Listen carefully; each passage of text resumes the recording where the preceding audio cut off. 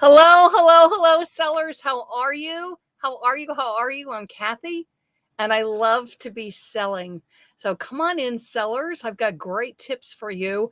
I've been getting this question a lot from sellers, which is why I'm going live to answer it. And the question is, Kathy, my sales are slow. Oh, they just stopped. What do I do? And it's hard. And I've got two great tips to help you. But first of all, what I wanted to say, because sometimes I will see people post on social media, and they will and their sales have stalled. So what the situation is that you have sales. Your sales are whatever they are. So you're getting 2 sales a day or 5 sales a day or yay, 10 sales a day or more. So you have a certain amount of sales that you're expecting. For some sellers, it can be more helpful to look at the week because sales do go up and down. So it might be one day, then 3 the next, 4 the next, then nothing, then 2, then 3. So it's good when you're looking at your sales is to look at the week rather than just the day, because that can be hard. Because people will message me and it's like, oh, all of a sudden my sales have stopped. And I'll strategize with them. I'll work with them. I can work with people one-on-one. I work with my members and help them to get things going. And sure enough, we get their sales going again. So 2 of the tips that I share with my members and I share with my private clients, I'm going to share with you because they work and it can get things going. So the first thing is to look at your sales on a weekly basis, because again, it will go up and down. And what I call this is the ebb and flow of e-commerce. And this is true anywhere. So this is my experiment for you. Is notice what the traffic is when you go into a retail store in your area. And this can be any kind of retail store. It could be a pet supply store. It could be a drug store. It could be a food store, the dry cleaner, any kind of store. Go in. Hey, Melissa, good to see you. How are you? And you'll notice what the traffic is. So I'll go into the dry cleaner and it's very busy. What store did I go into the other day? And it was super, you go into your gym, right? I go to my gym. I have a local gym I go to. And one day I go in and it's super quiet. And the next day like today I went in and I actually asked the guys I was checking in because I knew him. And I said, oh, how is it today? He said, well, it was pretty quiet for a couple hours, but now we're really busy. I was thinking, darn, I got to get to the gym earlier. But there's an ebb and flow. Now, sometimes there's a reason to the ebb and flow. I remember years ago working at Macy's because I did some merchandising and displays there on a one-day sale at Macy's. So Macy's would have these killer one-day sales, and they would have what was called a door buster to get people into the store. And other stores do this too, which is the first 4 hours of the day. And then sometimes they had a door buster later in the day. So they might have it. For instance, Macy's Herald Square is near Penn Station, which is the commuter train lines, if you're not aware of that. So Long Island Railroad goes out of there, Amtrak goes out of there. So you get a lot of people that are on more of a business schedule. So you're going to see a lot of foot traffic, like around 7, 8, 9 o'clock in the morning. Then you're going to see a lot of foot traffic. Again, that's customers, around 3, 3:30, 4, that kind of thing. So part of the traffic to you and to physical brick and mortar stores is what the customer traffic pattern is. For instance, in a mall, typically you're going to see more of a rush like around mealtime because people are coming in for coffee in the morning or breakfast, or they're coming in for lunch. So that affects the pattern. And the other thing is sometimes it is just haphazard. So yes, Macy's would have these doorbusters to get people in the door, to motivate people to come in. The idea being they come in for whatever the killer deal was, and then they stay and they shop. And you'll see other stores do this. They'll have a great deal on the coffee. You get coffee at a very reasonable price if you also buy a bagel or a muffin, right? Hotels do this. I mean, everybody does this. Stay 3 nights, you get your 4th night free, all kinds of incentives to get you to purchase the item, to get you in the door. But the ebb and flow of e-commerce, that literally you'll be in a store and there's like no one. You're like, yay, and you're grabbing your fresh fruits and vegetables, or you're grabbing your dry cleaning. And as you go to leave, I would notice this a lot when I was food shopping. So I might go in and it was pretty quiet, yay.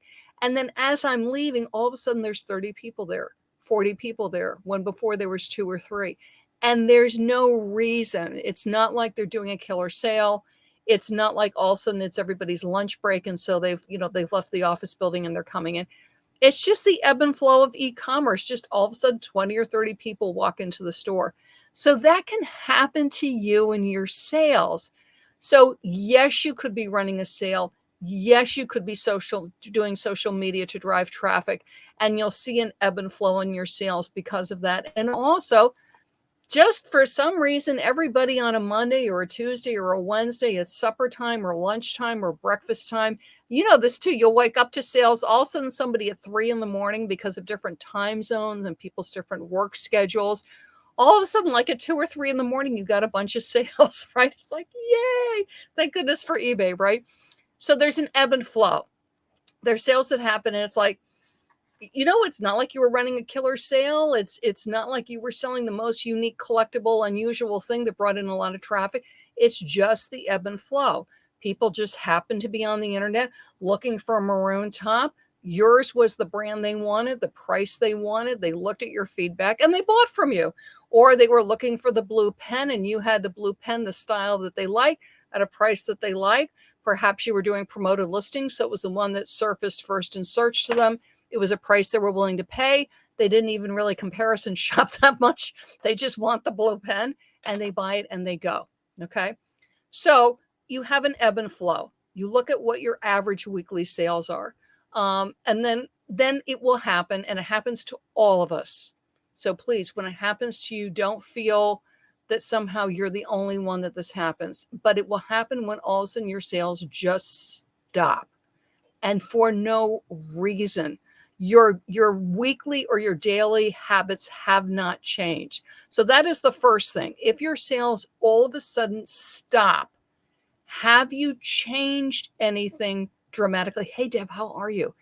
If you normally list, let's say 3 items a day, and for the past 3 or 4 days, because you had company, you didn't, yes, that can impact your sales because you were doing something regularly and you stopped. You may have been regularly sharing to social media and you stopped, that kind of thing. You may have been running a sale.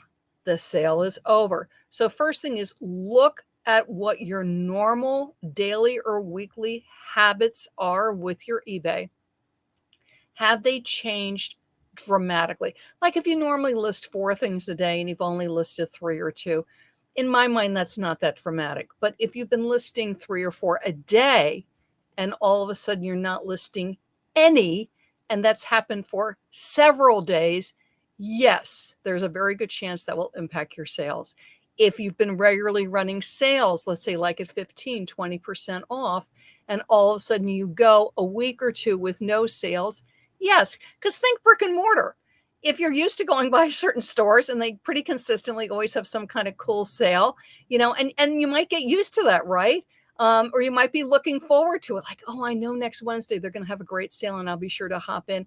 And then all of a sudden they don't. You're like, okay. So just look at if your, not everybody, your habits have changed at all. And certainly it can happen around holidays. We might not be feeling so well, or we have a family member that we're taking care of. So there's no reason to beat yourself up when things change. Like if you have a sick family member and you just have not been able to list for a couple of days, that's fine. But yes, it will impact your sales. If all of a sudden you've needed to extend your handling time again because of things going on, yes, it will impact your sales. If you've been typically doing a 1 business day handling and all of a sudden it's much longer than that, it will. Unless you sell the most unusual items, where people are willing to wait because you are the only one with the vintage, gorgeous pen, I'm making something up, that was in Queen Victoria's boudoir and it's in some famous painting. You know what I mean? Something that's that highly unusual, yes, they will wait. But typically, if it's just a maroon top, somebody else has a maroon top too. It may not be that brand. It'll be another brand. And the other person has a 1 business day handling time, and your handling time, let's say you're on time away. So your handling time is 10 days.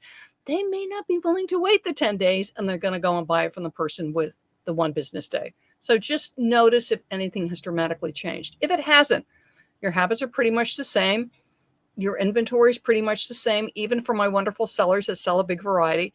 Then this is the first tactic I have for you. One, and this is for my people with eBay stores. And if you don't have an eBay store, I've got a wonderful tactic for you too. So just hang tight. But if you have an eBay store, is immediately go to your, I believe it's the performance tab. Hang on just a second. Let me take a look. Just make sure I'm using the right terminology. You're going to want to go and look at your marketing tab. Okay. Under your marketing tab, you have your promotions.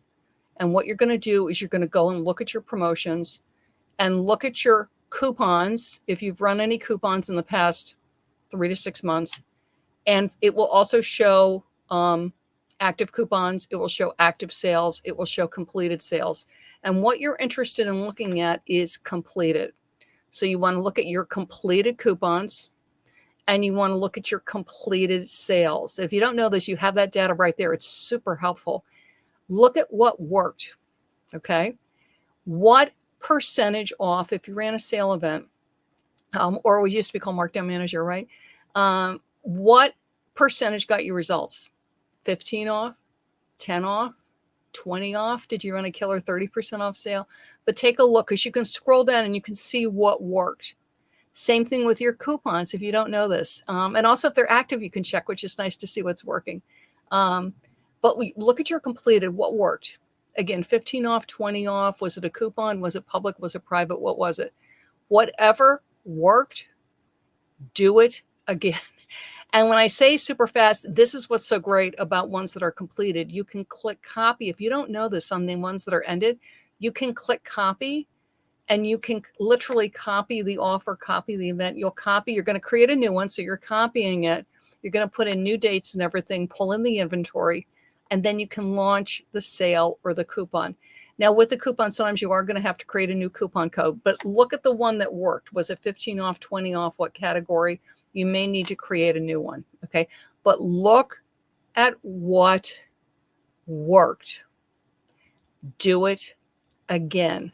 By clicking copy, I do this on sales a lot. By clicking copy, you can literally have a sale up and running.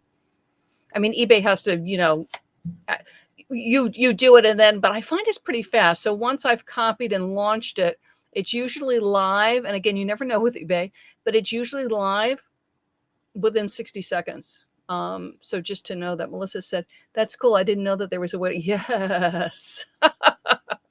And it makes it very fast.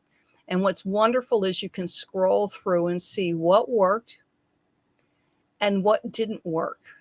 And let me tell you, all the big retailers, they do the exact same thing. They're going to look at the different sales they ran, the different categories, what the percentage was off, and what the dollar volume was. And then whether they're going to copy it or not. And again, you might look at it, like, especially if sales have been really slow and it's like, you know what, I really need to get some bills paid. And I totally understand it. And when people say, oh, be patient, your sales are going to start, it's great to say that. But when you've got bills and things that need to get paid, you really want to get things going. So I'm here to help you do that. So look at it. If you got good results with 15, maybe it's like, you know what, I really need to jumpstart my sales. I really need a little extra juice. Consider doing 20, but do consider your profit margins. And your margin is how much you're making after you pay eBay. And you've paid for your cost of goods. And don't forget your shipping costs too. Okay, so copy a sale, copy a coupon that worked. The great thing with copy is it's just literally, I can relaunch one 20 seconds. I mean, I try not to go too fast because you don't, in case there's a little something going on there you need to take a look at, but really like 20, 30 seconds, you can have it launched. And then typically with eBay, within a couple of minutes, it's live. Okay. Second tip. This is to reawaken your sales when they have stalled, when they've just flatlined, and you have not really changed anything that you normally do. Okay. The second one is to look at your listings and then to go and look at your sold. So you'll click paid and shipped and go back about 30 days and notice what categories sold. Okay. Was it sweaters? Was it home decor, bric-a-brac? Was it bookends? Was it kids' toys? Was it puzzles? Was it shoes? Was it slippers, mittens, whatever it is, right? Literally just grab a piece of paper, or if you want to do something electronic, and just write it down. Okay. And do look at the price point too. So like, wow, my moderate slippers are really selling. Or it could be my rings are really selling. My necklaces are really selling. My puzzles, and we all know what the puzzles is, that the amount of pieces matters. So my 500-piece puzzles are rocking it, or my 1,000-piece puzzles. And then if you can drill down within that, like within the tops and the gloves and everything, like with the puzzles, my floral puzzles are really selling. With the sweaters, my beige is really swelling. My beige is really selling. Anything you can do to note what the trends are for you. This is, again, something that big retailers do, okay? Something QVC does a lot, by the way. When I was on QVC for over 6 years, they really note the person's sales. And by the way, because you're typically on for 5 or 6 minutes, sometimes longer, they'll notice what part of your presentation garnered the most sales, which is really interesting. So that's why looking at it. And again, soup to nut sellers, I get it, but look at the thing that is selling. Was it kids? Was it adults? Male or female? Style? Color? Okay. Then whatever it is, so you notice, wow, my sweaters are really doing well, or heavier weight things. So my fall winter is really selling right now. And I realize that everything sells year round. Christmas sells year round. Sweaters sell year round. Spring, summer sells year round, particularly when you ship international. But just look and see if you see any kind of trends. If you don't, I've got an idea for you. But you might say like, wow, it's really like people are thinking fall, winter, warmer things. Or wow, you know what? They're really thinking like home entertainment things, like the puzzles and stuff are really selling. If you're a craft seller, wow, the winter crafts season is here. My winter crafts are really selling, whatever it is. And just, lots of notes, and note the sizes, the colors, anything you want. Condition can matter, like that it was brand new, sealed. It might then be a gift, that kind of thing. So just anything you want to jot yourself down, then go and look at your active listings. So for instance, if I notice like, wow, the sweaters are really selling, and the neutral shades are selling. So it's like beige and gray. It was funny. I was at a store this morning chatting with a couple of salespeople, and one was in beautiful pale gray and the other one was in white, sort of winter white. So it's very pale, very calming colors. So if that was the trend, like I'm selling a lot of gray and a lot of white, then go and look at my active listings. Do I have more, just anything similar to that as far as hats or gloves or scarves? And if I do, look at my solds. What keywords was I using? Did I talk about the fabric, the size? Did I say anything about styling? Okay. Was it, I'm trying to think of stuff, cable knit? Okay. Anything about it. And then go and look at the ones that I still have active. Are any of the keywords in the solds applicable to the ones that I have active? For instance, with the puzzles, if I sold lots of 1,000-piece puzzles, then my 1,000-piece puzzles that I still have listed that haven't sold, one, check the price. Like I might have, sometimes things have been out for a while and I just haven't checked prices recently. Is there a real difference in the price? Did I make sure to note the number of pieces in the title? The make of the puzzle is always very important. Did I make sure to note that in the title? And the reason I bring up titles, because that's what the shoppers see. They see the picture and they see your title. And speaking of pictures, that first picture, it's called your hero image, that I really immediately know when I'm buying. Okay. So there's no, if you don't shop on eBay, do shop on eBay. I mean, I'll be scrolling through, oh gosh, I'll be looking again, like a woman's blouse or something, a certain brand. I'll pick Betsy Johnson because I love Betsy Johnson. And they'll have the first image be the label. Now, maybe if it's very unusual, vintage, highly sought after Betsy Johnson piece that might sell for a couple of $100, maybe then the label would be the lead because the person seeing the label would recognize it as highly unusual. But typically, it's going to be a picture of the top, the blouse, the print, maybe a close-up of the embellishment. If you don't know Betsy Johnson, her stuff tends to be highly embellished with a lot of sequins and bling. So maybe it could be that the first image, the hero image, would be a close-up of the bling, because there might be certain patterns of hers, again, that are highly sought after. So I'm trying to grab people's attention with that. But rarely would I lead with the label. You want to see like it's the hoodie, it's the shirt, it's the puzzle, whatever it is. So really take a look at your title. And again, look at your solds. Are there keywords there? Are there things in your title there that might help your active listings? That's sort of, and then the other thing is take a look at the price, because again, if the item is still listed and hasn't sold, it could be that the price has come down a little bit. And you would think like $1 or $2 doesn't make that much difference, but it does. If all the puzzles typically are $19.99 with free shipping, and yours is $22.99 with free shipping, even when you have best offer, because you would think like, well, why don't they just send me an offer, right? Sometimes people, they don't want to. They just want to buy it, right? And that $2 or $3 is bugging them, but not enough for them to send you an offer. You're like, oh, why don't they send me an offer? So you know what? Take a look. Wow, you know what? They're really selling at $19.99. These are all up at $21.99. They've been up for a while, like over 6, 7, 8 months. So let me just drop the price a couple of dollars. Not on a sale. I'm just going to drop the price manual. I'm going to do a revise. I'm going to leave best offer on because, maybe they want to come at me. And I only got it for $3, so I'm still doing really well. So, one, look at if you have a store, look at your completed sale events or coupons and take a look at which ones worked. The ones that worked, do them again. This is just like what retail does. If it worked, do it again, right? Then people with or without a store, look at your last 30 days of sales.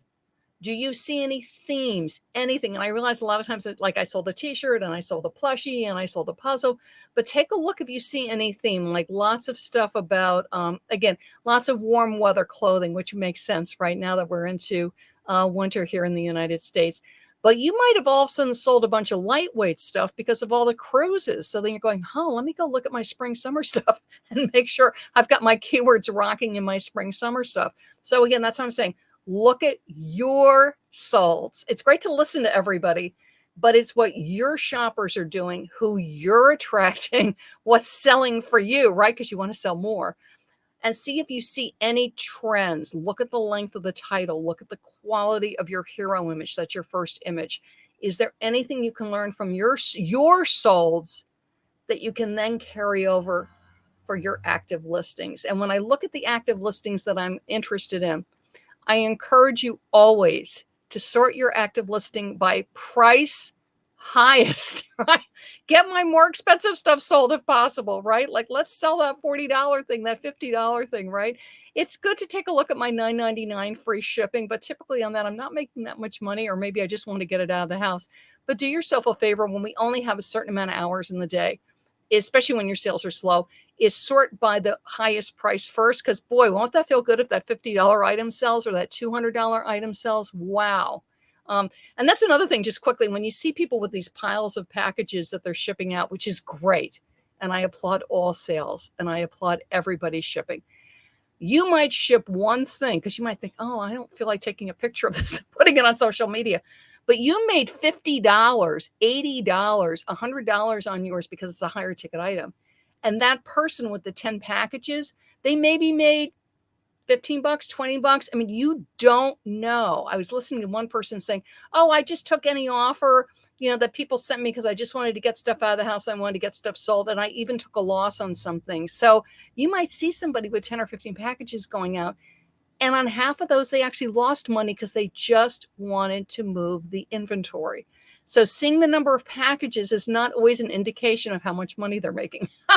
So just keep that in mind. So when you're sorting through to revise, always sort through and take a look at some of your higher ticket items first. And then, yes, you want to look at some of your more moderate price items because, to offer those to your shoppers. But when your time is limited, look at your higher ticket items.